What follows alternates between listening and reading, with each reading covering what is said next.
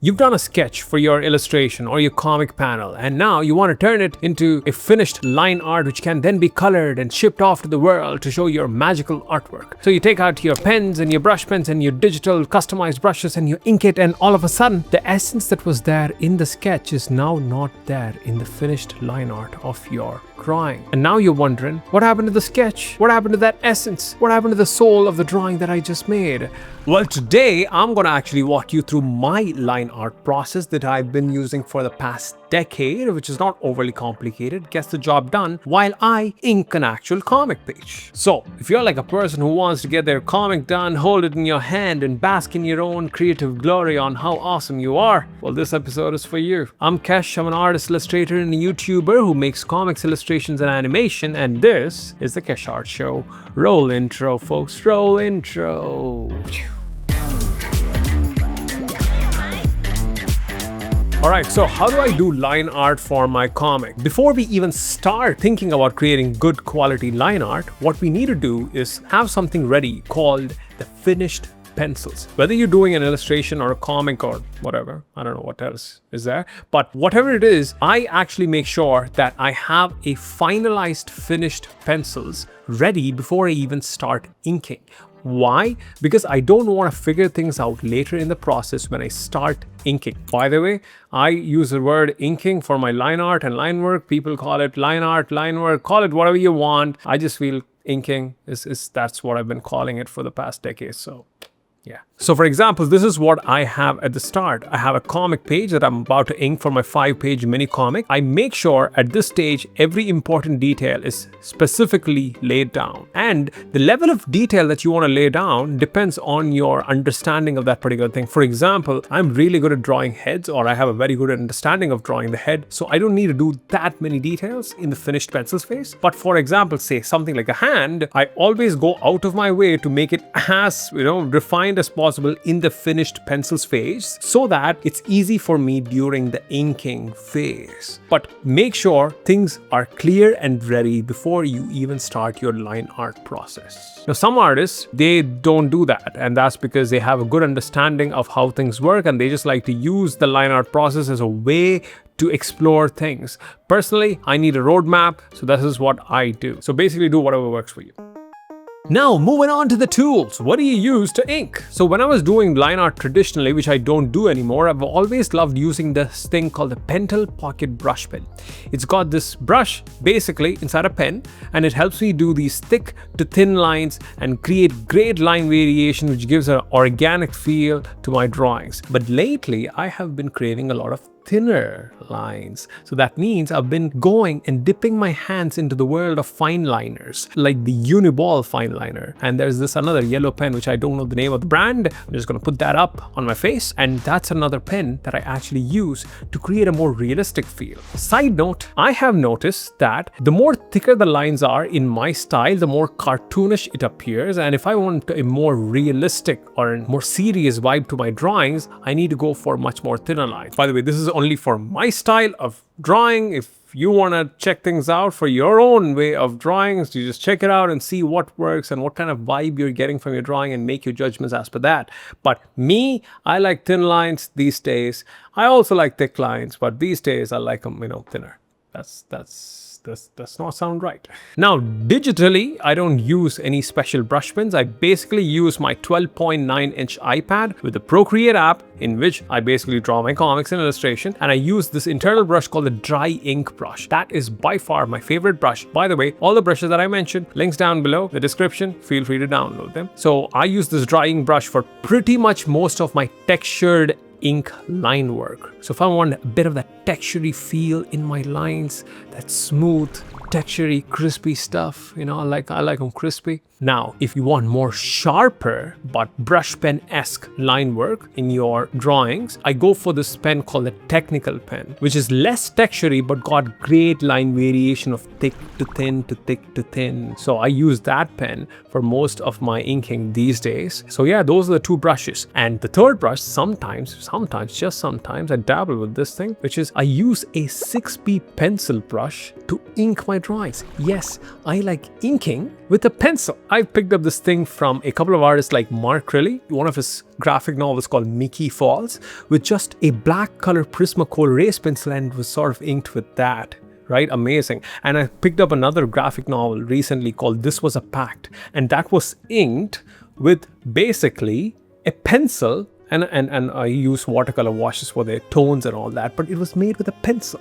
So if I'm going for a much more realistic, gritty, thinner vibe for my drawings, I'll usually go for that. But if I don't have time, I usually go for the brush pen because it's always faster. So these are all the tools that I use to do inking or line art. Now, do not fall for the tools trap that every artist falls into, thinking that if you just acquire that tool or that brush of that particular artist, you will actually be able to get the skills of that particular artist. This does not work. The tool does not make the drawing, the artist does, unless you're using AI, in which case you just get the model, right? If you get the same model, then you're pretty much, yeah, in that case, tools does matter. But in the other world, like humans and artists matter and stuff.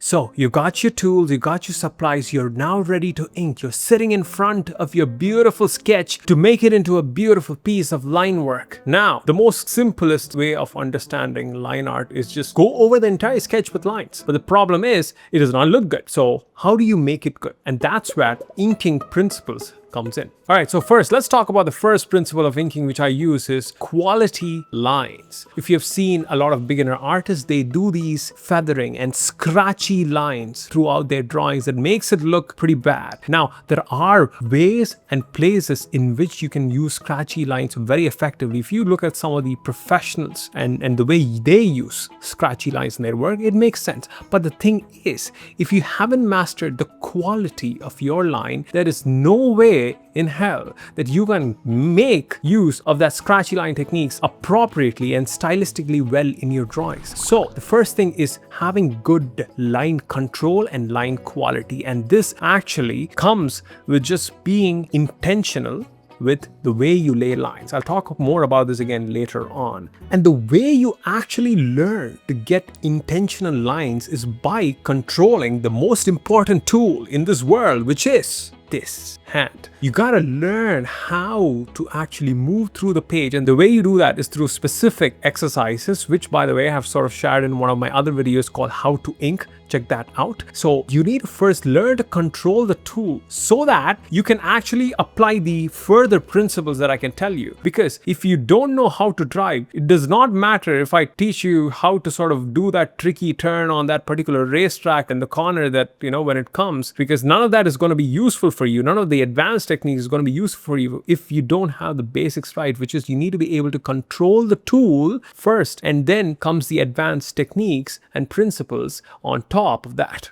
Now that is sort of like cleanup. That's not what the main thing is. This is where the main principles begin. Line variation, which is varying your line weights throughout the entire drawing. Now, there are artists who actually do not use line variation, and there is a time and place for that. I love those kinds of artworks, but me personally, I love varying my lines.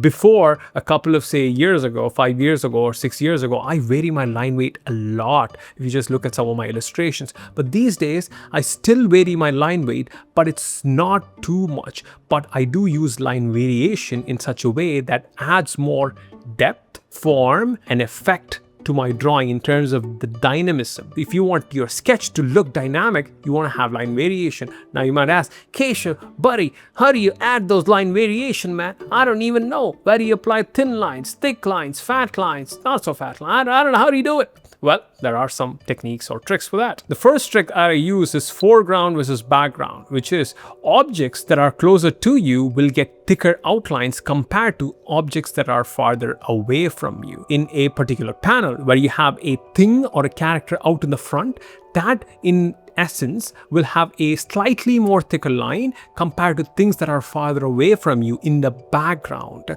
which will have much thinner lines, because your line is like a form. It's like a thing that exists in three-dimensional space. For example, check this panel out. thickness of the lines of the character that is out in the front is way thicker than this one in the back, which shows that, okay, this one is farther out in the back. And not only that, if you look at, say, some of the other background elements, like all the clouds and stuff, all those lines are comparatively a lot thinner compared to the lines of this character. And not only that, check out these balls, right? It starts out very thin as it's out in the distance, and as it sort of comes closer to the character, it's much thicker. And as it goes back again out into the distance, it becomes thin. So this is one way of sort of taking this principle and putting it into effect. Another way is this. Take this particular thing, for example, right?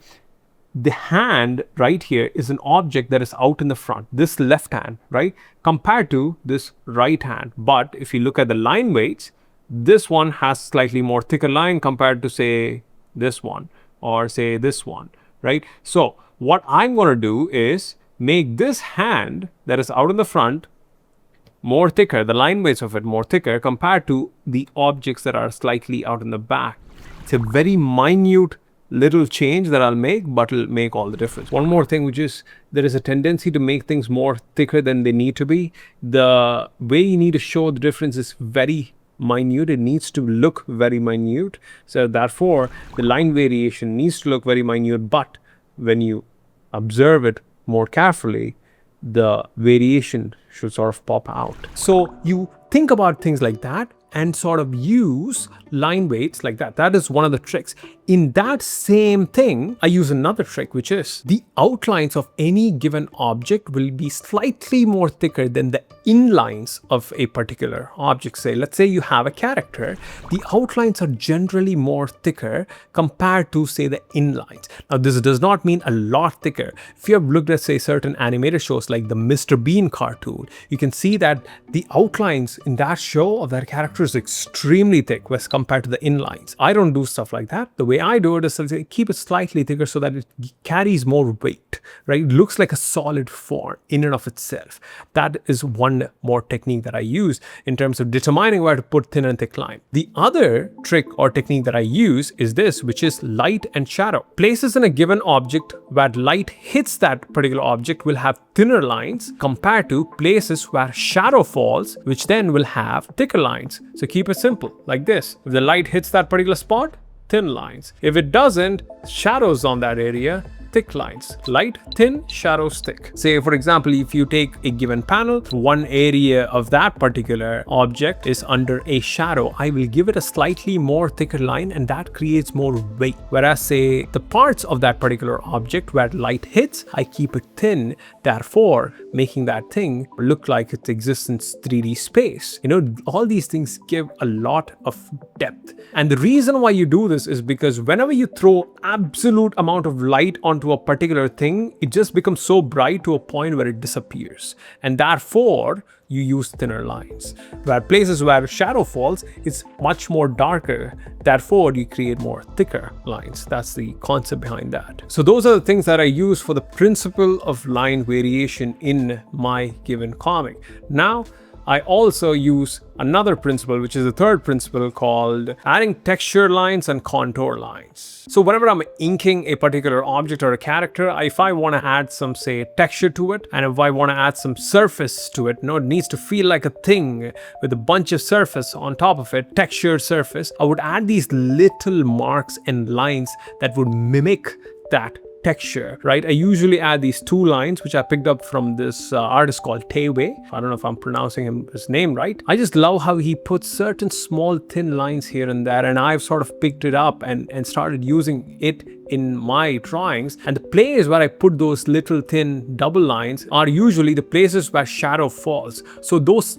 thin lines are sort of like a representation for a shadow that hits that particular, or that forms in that particular area. So I do that. And then I also use contour lines. Basically, contours are the edges of an object. That is the definition. And contour lines are lines that goes around the edges of an object. So let's say if I'm drawing a hand or a leg, I try to bake these contour lines into the design that creates the sense of depth and 3Dness in your drawings and just makes the drawings much more fun. But the thing is, you got to bake it into your design design, like it's part of the design itself. Therefore, it creates that sense of depth. Or you can do these sketchy, scratchy, jagged contour lines throughout the object, which will also actually help give you that, say, given effect. A good example of this would be Kim Jung-gi. If you look at, say, some of his drawings, he often uses a lot of contour lines throughout the forms of the things he draws to give it more roundness, more depth, more 3D-ness that just makes the drawing like pop.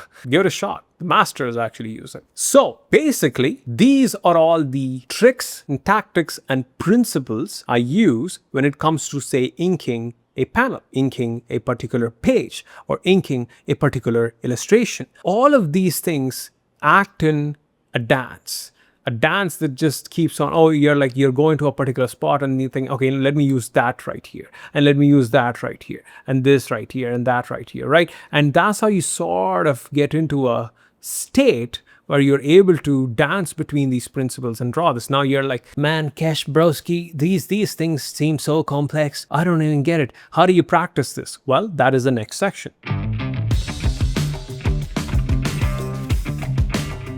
Now, I'm just going to tell you what has worked for me. Here are the things that I've actually done. First, let's just get the basics out of the way. The thing that you need to do at the start is get some sheets of paper and start doing basic line practice from one point to another point. Single line, no line variation, multiple ways, so that you can control the most important tool, which is your hand. And then you practice thick to thin variations, or thin to thick variations, or thin to thick to thin, or thin to thick to thin to thick. Well, you get the idea. Your ink drawing is a combination of different kinds of lines, and what we're doing is taking that individual line and practicing it in unison so that you're getting good at that, and then you can put all these things together later on to make your holistic ink drawing later on. So that is the first thing that I usually did to practice. The second most important thing, which actually helped me a lot, was this. Participate in these challenges like Inktober and stuff like that, where I just did ink drawings for like 30 days, where you just did an ink drawing every single day for 30 days, and that just simply makes it better. Now,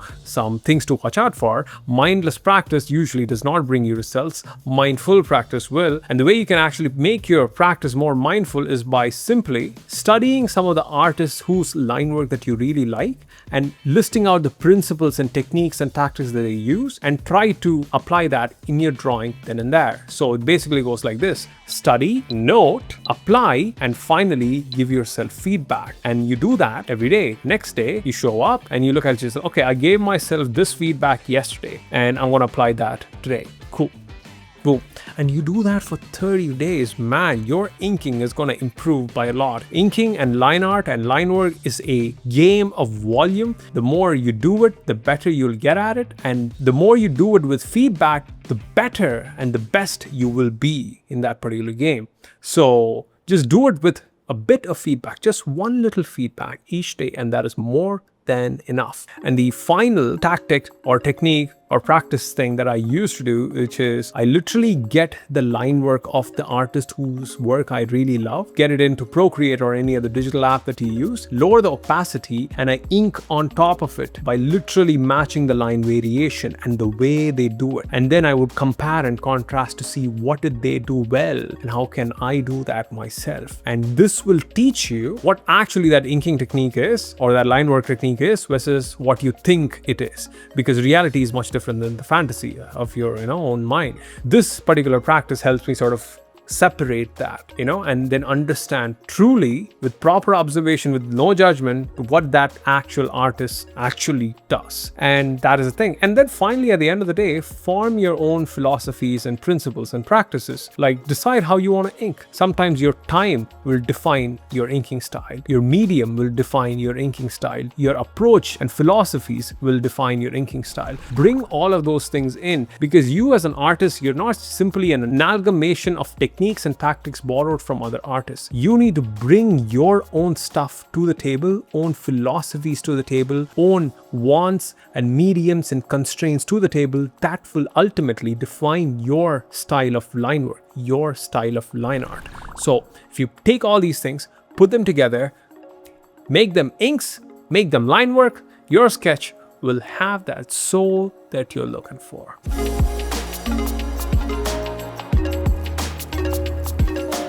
Now, if you really like this, check out this episode that I've done called How to Ink, which will teach you some practices on inking that I do. Or you can watch this entire mini comic series where I talk about how I make mini comics. Check it out. See you later. Bye-bye.